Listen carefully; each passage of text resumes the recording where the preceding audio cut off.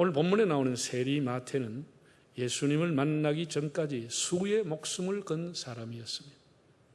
그는 1000명보다는 1100명, 10,000원보다는 11,000원 등 어떻게 하든지 한 사람이라도 더, 단돈 10원이라도 100원이라도 더 세금을 매겨서 부를 채우려고 했던 수노름, 수싸움, 돈 모음이 전부인 줄 알고 살았던 사람입니다. 악착같이 돈을 뜯고 돈을 모으고 그 돈을 세는 재미로 살아갔던, 수를 세는 재미로 살았던 사람입니다. 남의 시선, 남의 조롱, 남의 손가락질 아랑곳하지 않았습니다. 그는 오로지 그럴수록 더 집착하고 수에 만족했습니다. 그러던 그가 드디어 예수님을 만나게 됩니다. 그는 더 이상 수를 세알리지 않았습니다. 오히려 지금까지 모았던 그 많은 수를 다 버렸습니다. 예수님이 오셔서 마태야 나를 따르라 이 한마디가 그의 인생을 완전히 바꾸었습니다. 물론 예수님의 부름이 있기 전에 우리가 생각해 보지만 그 자신도 예수님에 대한 소문을 익히 듣고 매우 궁금했으리라고 봅니다. 대단한 분이구나. 우리 사회를 구원하실 분이신가? 여러 가지 생각으로 예수님을 사모했으리라고 봅니다. 먼저 당시 세리라고 하는 직업은 어떤 직업이었을까요? 현재 우리나라에서 세무직 공무원은 공무원 취업 준비를 하는 사람들에게는 아주 선호도가 높은 직업입니다. 근래는 100대 1, 200대 1 이상이 될 만큼 많은 사람들이 인기를 갖게 되고 선호하는 직업 중에 하나입니다. 세무 공무원을 잘 마치면 정년도 없이 개인 사업을 할 수 있는 세무사 자격증까지 얻을 수 있기 때문에 아주 인기 있는 직업 중에 하나가 됐습니다. 그러나 2000년 전 로마의 지배를 받고 있던 유대 사회로 그 시계를 돌려보면 완전히 다릅니다. 세리라고 하는 것은 죄인의 대명사였습니다. 어떤 근거를 가지고 세금을 징수하거나 세금을 산출하는 것이 아니고 할당제였습니다. 어느 지역은 얼마를 내라, 할당입니다. 할당액이 떨어지면 세리가 먼저 그 할당액을 선납을 하고 그리고 난 이후에 그 지역에 세금을 매겼습니다. 그럼 예를 들어 부산 진구에 1,000만 원 하면은 1,000만 원을 세리가 먼저 로마 정부에다 선납을 하고 그리고 세금을 매기는데 1,000만 원 세금 매긴 사람이 어디 있겠습니까? 당연히 1,000만 원을 매기지 않고 2,000만 원, 3,000만 원 매겨서 착복하게 되겠죠. 그러니 사람들에게 바가지 세금을 씌우게 되고 사람들은 그를 가리켜 협착꾼, 사기꾼, 매국노, 별의별 욕을 하게 됐겠죠. 심지어 거린들조차도 세리가 주는 돈은 더럽다고 받지 않았다고 합니다. 그러니 그 세리에게 이웃이 있었겠습니까? 친구가 제대로 있었겠습니까? 그런 경매를 당할수록 더 독하게, 더 악착같이 도로세, 항구세, 인두세, 우마세, 곡식에 오일마다 막 세금을 때렸으리라고 봅니다. 이미 망친 인생, 자포자기하는 심정으로 돈이나 더 벌어야 되겠다, 더 타락의 길을 가게 됐겠죠. 지난주에 제가 나한 자에 대해서 말씀을 드렸습니다. 나한 자는 사회로부터 격리될 수밖에 없었습니다. 이 세리 역시 사회로부터 왕따와 격리를 당하며 살 수밖에 없었습니다. 그 죄인 세리를 찾아오신 예수님. 예수님이 사람을 찾아가시는데 중풍병자, 나한 자, 어부 베드로 혹은 마태, 삭개오 다 주님이 먼저 찾아오셨습니다. 우리가 울지마 톤즈라고 하는 영화를 보고 다 감동을 받았습니다. 부산 출신 이태석 신부님이 오랜 내전으로 피폐해진 남부 수단에서 봉사하다가 아깝게 48살의 나이로 돌아가셨습니다.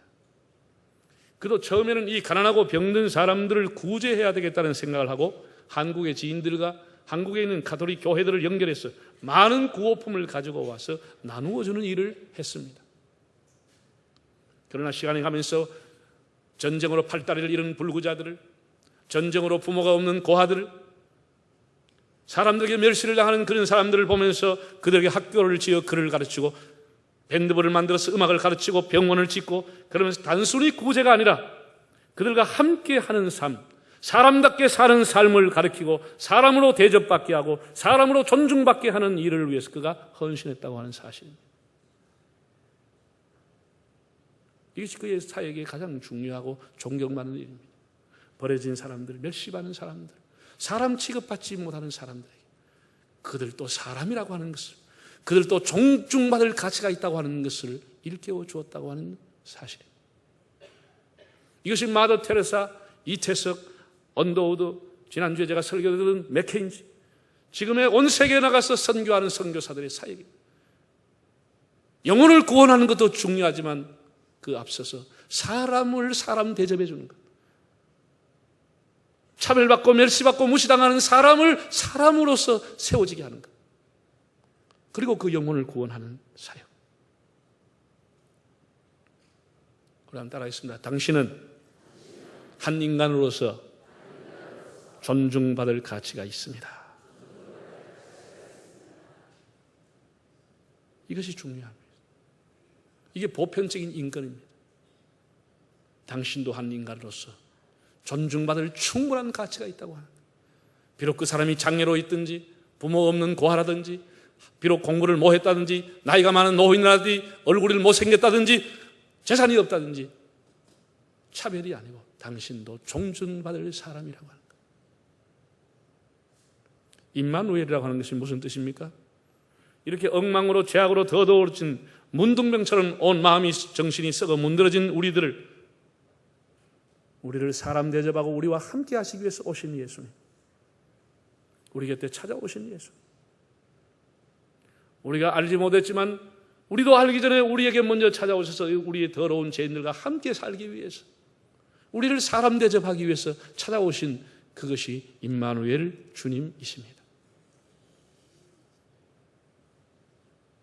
예수님의 이 죄인을 찾아오심의 사랑과 은혜가 결국은 죄인 마태를 위대한 사도로 빚게 됩니다. 여러분, 세계적인 베스트셀러가 뭡니까? 바이블이 아닙니까? 바이블입니다. 그저께 제가 대한성서공회 중요한 사람과 전화를 했습니다. 금년에만 600만 권 이상을 찍었답니다. 우리나라뿐 아니라 세계에 보내는 것이 580만 권을 찍어서 보냈다고 합니다. 세계에서 가장 많이 팔리는 책이 베스트셀러가 바이블입니다. 그러면 바이블 중에서 제일 많이 읽히는 책이 뭘까요? 마태복음이죠. 사람들이 세대가 성경 읽기를 작정하면 일단 창세기는 마태복음부터 시작합니다. 거의가 홍해하면 요단강에 빠져 죽습니다. 그러면서도 시작은 또 마태복음부터 시작을 합니다. 그래서 이 세상에 마태복음을 모르는 사람은 별로 없습니다. 그런 세계적인 베스트셀러의 작가가 됐습니다. 그런 그의 직업 때문에 헬라어를 공부했고, 로마 사람과 사귀기 위해서 로마어를 공부했고, 당연히 아람어를 능통하게 했고, 그런 자신이 가지고 있는 재능을 가지고 지난날에 자신을 멸시하고 혐오하고 증오했던 유대인들을 위하여 헬라어로 죄인을 찾아오신 예수님의 얘기를 기록한 것이 마태복음입니다. 죄인을 찾아오신 예수, 하나님이 세리 마태를 빚었습니다. 금이 가고 깨어진 그의 인생을 걸작으로 빚었습니다. 어부 베드로와 요한을 빚으셨습니다. 명품 인생으로. 하나님은 죄 많고 부족한 우리 한 사람 한 사람을 이렇게 불러서 지금도 조각하고 계시고 지금도 우리를 빚어가고 계시는 줄 믿습니다. 로마서 1장 25절은 이렇게 말했습니다. 사람들이 피조물을 조물주보다 더 경배함이라. 그러나 주는 곧 영원히 찬송할 이시로다. 우리를 빚어주시고 우리를 조각해 가시고 우리가 있는 금까지도 이용해서 우리를 만들어 가시는 조물주 하나님을 경배할 것을 바울은 권면했습니다. 지금은 바리새인이 비난하는 것처럼 마태는 죄인 중에 죄인이었습니다. 그러나 주님은 그의 미래를 보았습니다. 그의 마태의 인격을 존중하고 그를 사람 대접하게 됨으로써 하나님의 위대한 사도로 만드셨습니다. 예수님은 그의 현재를 보지 않고 그의 미래와 그의 위대성을 보셨습니다. 우리가 어린아이들과 청년들을 존중히 여겨야 합니다. 오늘을 보지 말고 미래를 보고 양육하고 투자해야 됩니다. 레위라고 하는 이름은 히브리어고 마태는 헬라식의 동일한 사람입니다. 그래서 마태복음이나 다른 데 보면 마태 혹은 레위라고 이름이 나와 있는데 동일한 사람입니다. 29절에서 32절을 다시 한번 읽어보겠습니다. 레위가 예수를 위하여 자기 집에서 큰 잔치를 하니 세리와 다른 사람이 많이 함께 앉아 있는지라. 바리새인과 그들의 서기관들이 그 제자들을 비방하여 이르되 너희가 어찌하여 세리와 죄인과 함께 먹고 마시느냐.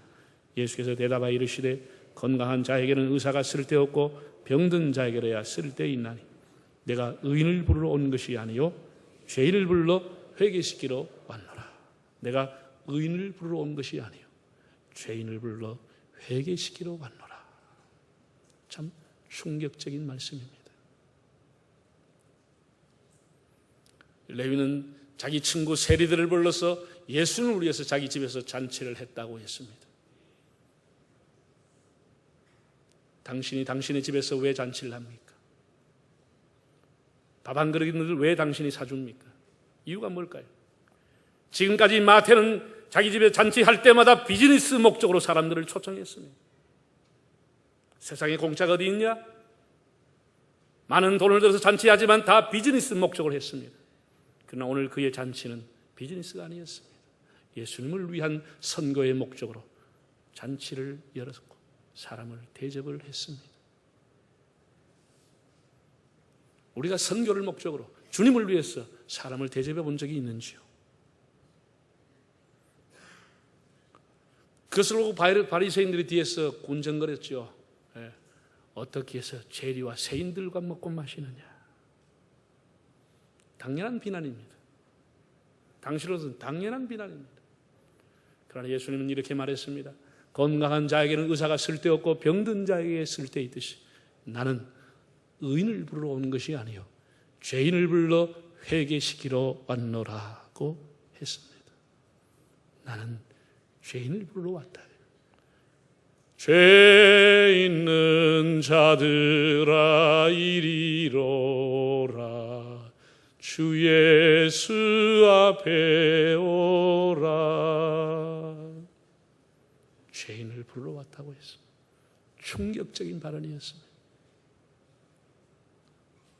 바리새인과 서기관들의 입장으로는 전혀 이해가 되지 않은 말이었습니다.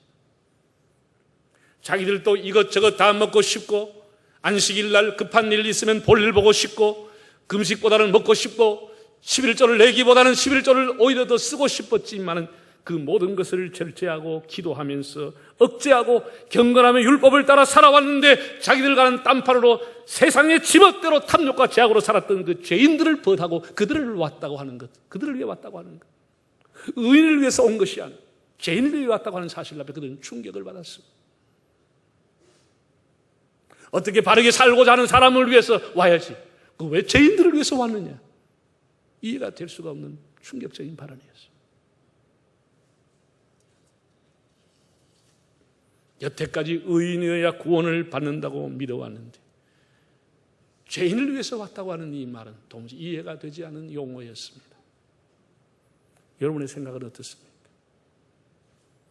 저 바리새인과 세리들이, 저 바리새인과 서기관들이 왜 저렇게 흥분하냐, 그런 생각을 하십니까? 아마 대부분의 사람들은 예수님의 이 말씀에 상당히 불편함을 느낍니다. 우리가 개인에게 적용하면 굉장히 이 말씀은 불편스러운 말씀입니다. 우리 기독교인들이 관념적으로 나는 죄인이라고 고백을 합니다. 우리 기도할 때 죄인이라고 고백하지요. 찬송을 부를 때도 나 같은 죄인이라고 하는 찬송을 즐겨 부르지요. 그러면서도 불구하고 우리는 의인으로 생각하고 있습니다. 이게 사람의 이중성이라고 하는 겁니다. 죄인이라는 말을 듣기 싫어하는 거예요. 하나님 앞에는 입술로는 죄인이라고 말하면서 우리는 죄인이라고 하는 용어 자체를 싫어하는 거예요. 왜냐하면 우리는 바리새인만큼은 아니지만 나름대로 바르게 의롭게 정직하게 살아왔고 힘들고 어려워도 주의를 지키기를, 그리고 새벽 기도를 나오고 말씀으로 경건하고 11조를 드리고 나름대로 교회에서 봉사하는데 제멋대로 살고 탐욕과 정욕으로 살아가는 그 죄인을 위해서 왔다. 그럼 바르게 살 이유가 뭐 있느냐? 정직하게 살 이유가 도대체 뭐 있다는 거냐? 이런 반응을 우리가 보일 수가 있습니다. 인간같이 살아오지 않았던 인간같이 하는 것들을 위해서 예수가 왔다고? 우리가 거기에 대한 굉장한 불편함을 느낍니다. 지금 한국 기독교인들은 말은 하지 않지만 유럽의 기독교는 다 죽었다며 우리들은 꽤나 신앙이 있는 듯 자평하고 있습니다. 어느 교회는 죽었고 어느 목사, 어느 장로, 어느 집사는 타락하고 죽었고 속으로 그들을 재단하고 정죄하고 자신은 상대적으로 매우 의의 있는 척 자평자인하고 있습니다. 과연 누가 의인이고 누가 죄인입니까? 여러분, 이 말에 오해가 없기를 바랍니다. 바르게 살지 말라고 하는 얘기는 아닙니다. 이 말의 의미는 자신의 의를 앞세우지 말라고 하는 뜻입니다. 우리가 아무리 경건하게 내세울 것이 있다 할지라도 그것이 나의 자랑이 되고 나의 의로움이 되고 나의 공로가 되는 순간 바리새인이 되고 마는 것입니다.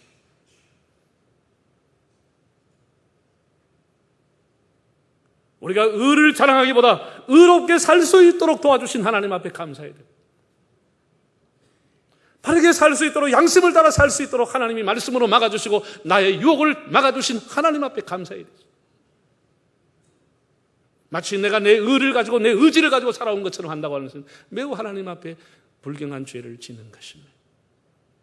나를 바르게 살 수 있도록 인도하신 하나님, 나를 그래도 양심을 지켜 살 수 있게끔 나의 유혹을 막아주신 하나님, 나는 죄인인데 나는 본능적으로 악질일 수밖에 없는 하나님, 나를 막아주셨으니 너무 감사합니다. 우리가 겉과 속이 하나님 앞에 죄인이라는 고백을 진심으로 드릴 때 우리의 의로움이 하나님 앞에 영광이 되는 것입니다. 스스로 의롭다면서 남을 정죄하는 수단으로 사용하는 것, 그건 주님과 상관이 없는 바리새인과 서기관의 의가 되고 맙니다. 우리가 자기를 부인한다고 하는 것이 무엇입니까? 이런 의로움을 부인하는 것입니다. 내가 바르게 산다고 하는 것 자체도 부인하고 그것까지도 하나님의 은혜라고 생각하는 것.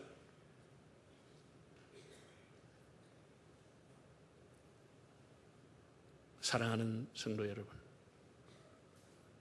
예수님은 세리에게 당신이 이 땅에 오신 사명 선언문을 발표했습니다.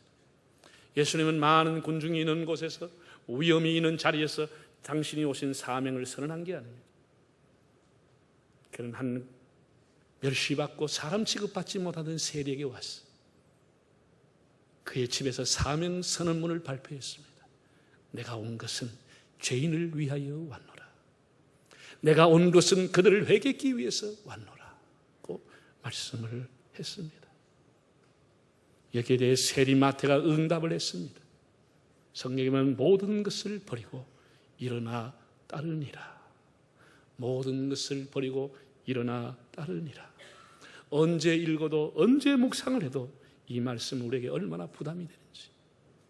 모든 것을 버리고 따르니라. 우리는 모든 것을 가지면서 주님을 따르기를 원하고 있습니다. 모든 것을 가지면서 예수님도 따라가기를 원하고 있습니다. 오늘 마태는 모든 것을 버리고, 베드로 역시 그 많은 고기를, 모든 배와 그물을 버리고 예수님을 따랐다고 했습니다. 이 말의 의미는 이제 그는 다시 세리로 돌아가지 않기로 결단했다는 뜻입니다. 이제는 수를 세고 돈을 세던 그런 이제는 지나간 과거가 족하고 이제는 모든 것을 버리고 새로운 결단, 그의 삶의 우선순위는 돈이 아니라 주님이 되었음을 선포한 것입니다. 이웃을 괴롭히고 동족의 아픔을 주었던 지나간 과거가 족하고 이제는 더 이상 세리의 직에 미련을 갖지 않기로 결단을 했다는 뜻입니다. 마태의 결단의 위대함은 베드로의 결단과 또 다른 것입니다. 베드로가 배와 그물을 버렸다고 하는 것은 언제든지 배와 그물로 돌아갈 수 있는 가능성이 있습니다. 그는 옛날 바다로, 옛날 배로, 옛날 그물로 잡으면 언제든지 가능합니다. 그의 지갑은 돌아갈 수 있었습니다. 그 역시 또 예수님이 십자가 졌을 때 그는 옛날로 돌아갔습니다. 그러나 마태는 돌아갈 수 없는 길을 선택한 것입니다. 그 자리는 비어있지 않았습니다. 돈에 한장했던 사람들이 그 자리를 비워지기를 오히려 기다리고 있었어요. 그러니 그 자리는 그가 다시 돌아올 수 없는 자리입니다. 그가 모든 것을 버렸다고 하면 다시 그 자리로 돌아갈 수 없지만 그 미련 없이 돌아올 수 없는 길, 외길을 그가 선택했다는 뜻입니다. 어느 식당에서 노숙자들을 위해서 이런 광고가 붙여졌습니다. 내일 아침 우리 식당에서 노숙자들에게 햄과 따뜻한 달걀을 제공하겠습니다. 그러나 지나가던 달기 돼지를 보고 그 광고를 보고 얘기를 합니다.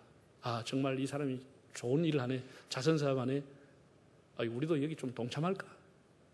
그렇게 얘기를 했더니 돼지가 상당히 머뭇거리더만 이렇게 얘기를 했습니다. 너에게 계란을 공급하는 것은 부분적인 헌신이지만 나에게 햄을 공급하는 것은 죽음이야. 나는 완전한 헌신이야. 나 할 수 없어. 베드로의 헌신과 마태의 헌신은 달랐어요. 마태는 다시 돌아갈 수 없는 길로 간 것입니다. 그래서 그가 위대하다고 하는 것입니다. 마태는 부분적인 헌신이 아니라 죄인을 찾아오신 주님 앞에 모든 것을 완전하게 바치고 다른 길을 돌아보지 않았습니다. 그는 지난날까지 로마 제국의 일꾼이었지만 이제는 당당히 하나님의 나라의 일꾼이 됐습니다. 이것이 거듭남입니다. 그의 인생에 추구하는 것과 삶의 의미가 다 달라졌습니다. 주님은 모든 것을 버리고 따르는 자에게 이와 같이 약속을 했습니다. 마태뿐 아니라 우리 모두에게, 모든 것을 버린 자에게 너희가 먼저 하나님의 나라와 의를 구하라. 그리하면 이 모든 것을 너희에게 더하시리라. 이 모든 것을, 네가 버리고 떠났던 그 모든 것보다 더 모든 것을 너희에게 더하여 주시겠다고 약속을 했습니다. 예수님은 단 한 번도 죄인을 죄인 취급하지 않았습니다. 마태를 사람 취급하지 않는 그런 일을 하지 않았습니다. 사람들에게 격리되어 있고 멸시받던 그를 찾아왔습니다. 그리고 그의 깨어진 인생, 금이 간 인생을 붙들고 그를 위대한 사람으로 만들어 주셨습니다. 내가 오히려 너를 위해 왔다고. 내가 너를 위해 왔다고. 오늘 주님의 찾아오심의 은총이, 주님이 우리를 빚어주시는 은총이, 우리를 사람 대우해 주시는 주님의 은총이 이 말씀 안에 새로워지기를 바랍니다.